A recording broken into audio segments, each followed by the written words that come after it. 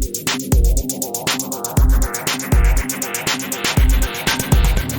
chers auditeurs, à 21 jours de prière, cultiver l'intimité divine. Je suis Marjorie J-Désir, votre hôte. Aujourd'hui, pour notre 3e épisode, nous abordons un thème essentiel pour quiconque souhaite approfondir sa relation avec Dieu. Premier pas, commencer simplement. Et pour nous guider, nous avons le privilège d'accueillir le révérend pasteur Augustin Jusmet, consultant spirituel renommé avec sa sagesse et son expérience. Pasteur Jusmet, merci infiniment d'être avec nous aujourd'hui. C'est un honneur et une joie pour moi d'être ici, Marjorie. Le sujet des premiers pas est fondamental, car beaucoup de gens se sentent intimidés par l'idée de la prière. Ils s'imaginent devoir maîtriser des techniques complexes ou des phrases élaborées. Or, la prière, à son essence, est une conversation, une simple expression de notre cœur à Dieu. Commencer simplement, c'est reconnaître que l'authenticité prime sur la perfection et que Dieu désire avant tout notre présence sincère. Absolument. Cette idée de simplicité est si libératrice.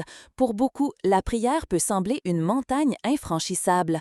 Comment peut-on démystifier cette approche pour nos auditeurs, pasteur? Excellente question, Marjorie. Le premier pas, c'est souvent juste de se présenter. Pas besoin de longs discours. 5 minutes de silence, une simple expression de gratitude ou même juste dire « Dieu, je suis là » suffisent. La clé est la régularité, pas la durée. Mieux vaut prier 3 minutes tous les jours qu'1 heure une fois par semaine. L'intimité se construit dans la constance des petits échanges. Pensez à une amitié, ce sont les petits gestes quotidiens qui la renforcent. C'est très éclairant. Donc, même un simple merci ou aide-moi suffit? Y a-t-il des barrières courantes que les gens rencontrent lorsqu'ils tentent de commencer simplement à prier? Oui, tout à fait. Les barrières sont souvent internes. La culpabilité, le sentiment de ne pas être assez bon ou de ne pas savoir quoi dire sont très fréquents.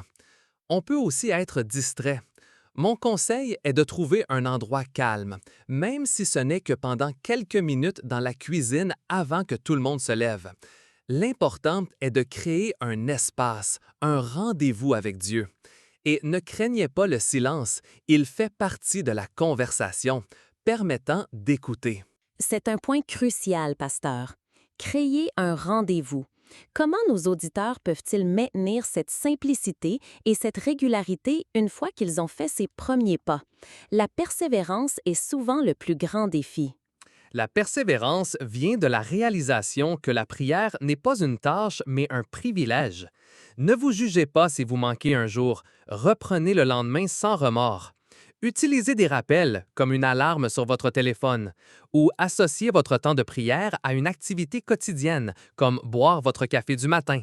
L'authenticité est de se montrer tel que l'on est, avec ses doutes et ses joies. Dieu ne demande pas un rôle, mais un cœur ouvert. Partagez simplement ce qui est sur votre cœur. Des conseils très pratiques et bienveillants. Merci, pasteur Jusmet, pour ces enseignements précieux sur la prière simple et authentique. Votre perspective nous encourage à voir la prière non comme une contrainte, mais comme une opportunité accessible à tous. Chers auditeurs, n'oubliez pas que l'intimité divine commence par ces petits pas, ces moments sincères. Rejoignez-nous la semaine prochaine pour la suite de notre parcours. Merci encore, pasteur, et à très bientôt.